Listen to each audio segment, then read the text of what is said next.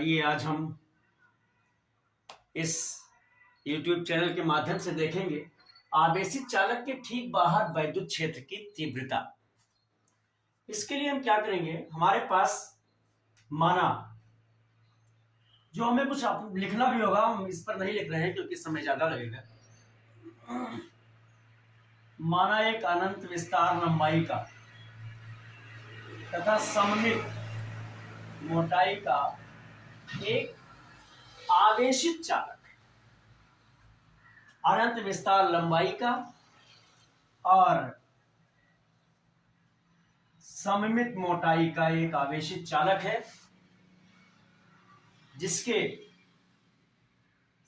जिसे जब धन आवेश दिया जाता है तो इसके पृष्ठों पर संपूर्ण रूप से वह आवेश वितरित हो जाता है, क्योंकि ये चालक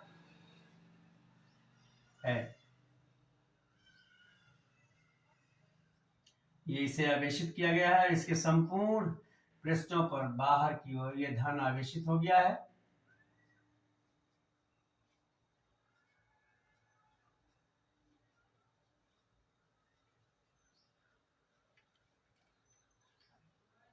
ये पृष्ठ 1 है और ये पृष्ठ 2 है, और इन पृष्ठों का जो आवेश घनत्व है वो सिग्मा है।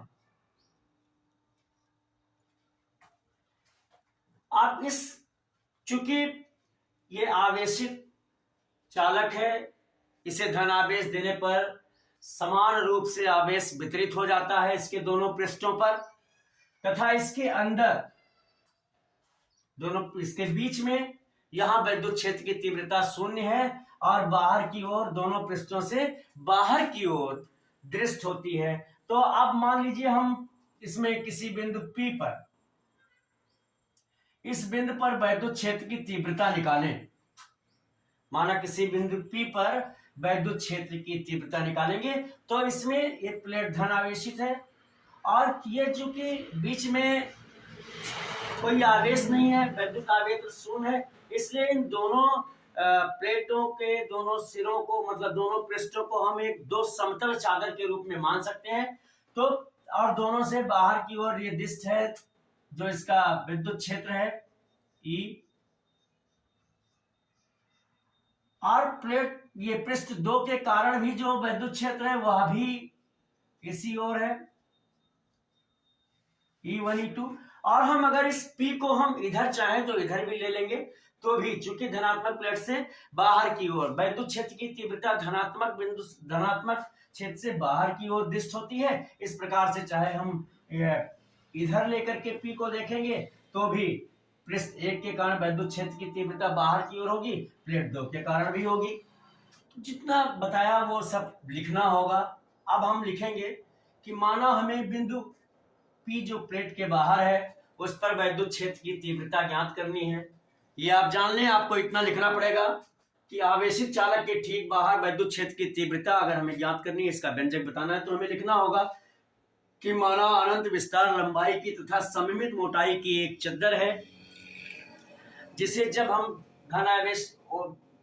धन आवेश दिया जाता है तो उसके पृष्ठों पर समान रूप से आवेश वितरित हो जाता है, और उसके अंतः क्षेत्र में वैद्युत क्षेत्र, यहाँ जो अंतः क्षेत्र है यहाँ वैद्युत क्षेत्र 0 हो जाता है और बाकी पृष्ठों के बाहर की ओर दिष्ट होता है। इतना आपको लिखना है। अब फिर हम लिखेंगे कि माना बिंदु P पर वैद्युत क्षेत्र की तीव्रता ज्ञात करनी है किसी भी प्लेट की ओर, चाहे हम पृष्ठ 1 की ओर ज्ञात करें चाहे 2 की ओर ज्ञात करें, दोनों पर वही है, और इस पर जो पृष्ठ घनत्व है वो सिग्मा है। माना पृष्ठ A द्वारा, तो अब उसके बाद फिर हम थोड़ा लिखेंगे।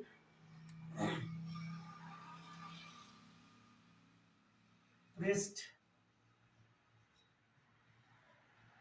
1 के द्वारा बिंदु P पर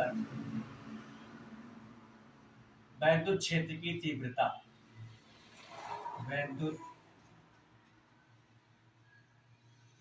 क्षेत्र की तीव्रता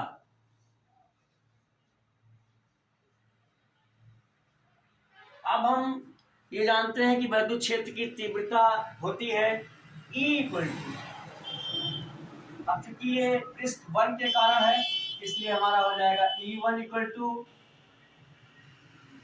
सिग्मा अपान 2 एप्सिलॉन 0। अब पृष्ठ 2 के कारण वैद्युत क्षेत्र की तीव्रता तथा पृष्ठ 2 के कारण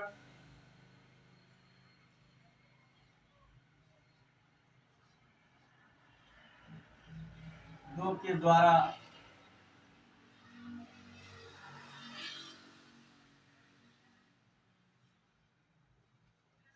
बिंदु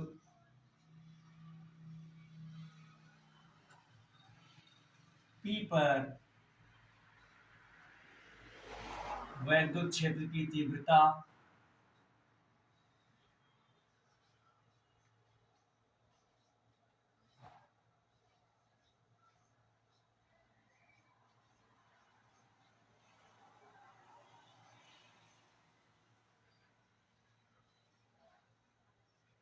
वैद्युत क्षेत्र की तीव्रता। अब इसके लिए हम यही लिखेंगे E2 बराबर सिग्मा अपान 2 एप्सिलॉन 0। इस तरह से हमें दोनों पृष्ठों द्वारा वैद्युत क्षेत्र की तीव्रता मिली। अब हम लिखेंगे इसकी परिणामी वैद्युत क्षेत्र की तीव्रता। तो अब देखेंगे चूंकि E1 व E2 दोनों एक ही दिशा में है, चूंकि E1 व E2 दोनों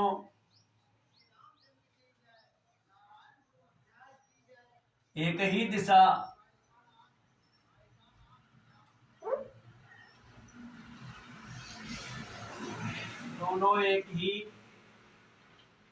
दिशा में है, अतः बिंदु P पर परिणामी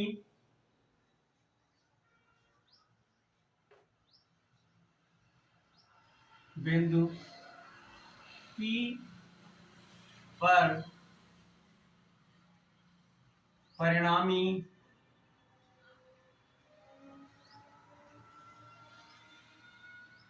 वैद्युत क्षेत्र की तीव्रता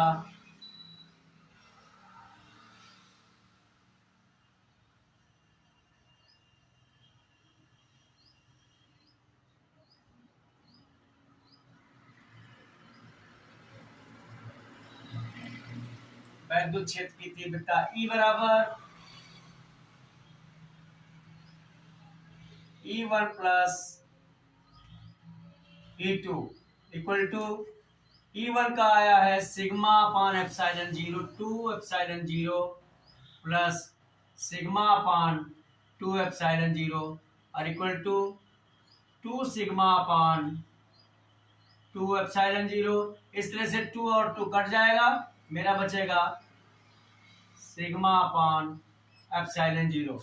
तो किसी आवेशित चालक के ठीक बाहर किसी बिंदु पर अगर मुझे वैद्युत क्षेत्र की तीव्रता ज्ञात करनी है तो उसका जो सूत्र आएगा वो आएगा E equal to sigma upon epsilon 0। एक बार मैं इसे पुनः बता देता हूं।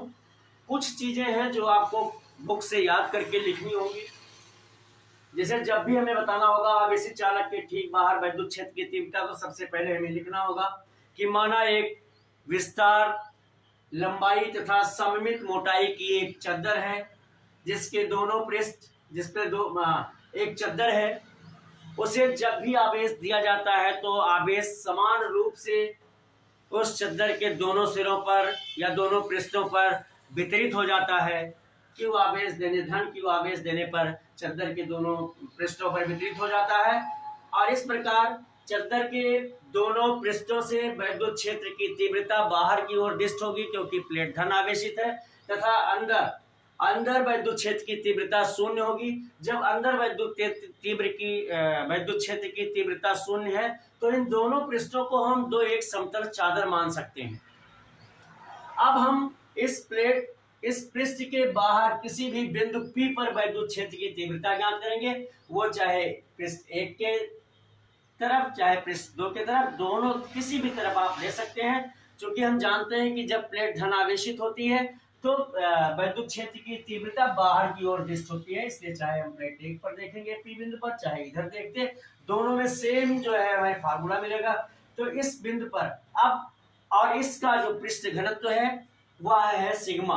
अब आइए प्लेट 1 के कारण या चद्दर 1 के कारण या पृष्ठ 1 के कारण बिंदु P पर वैद्युत क्षेत्र की तीव्रता E1 equal to sigma upon 2 epsilon 0 तथा पृष्ठ 2 के कारण या 2 के द्वारा बिंदु P पर वैद्युत क्षेत्र की तीव्रता E2 equal to sigma upon 2 epsilon 0।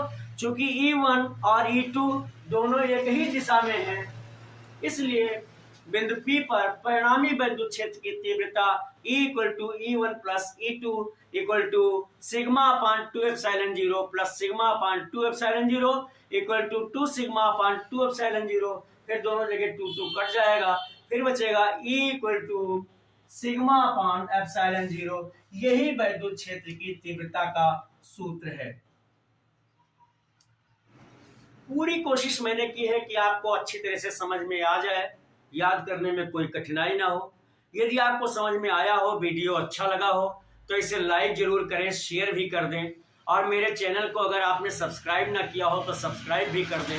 अब तक मेरे साथ इस वीडियो में बने रहने के लिए बहुत बहुत धन्यवाद।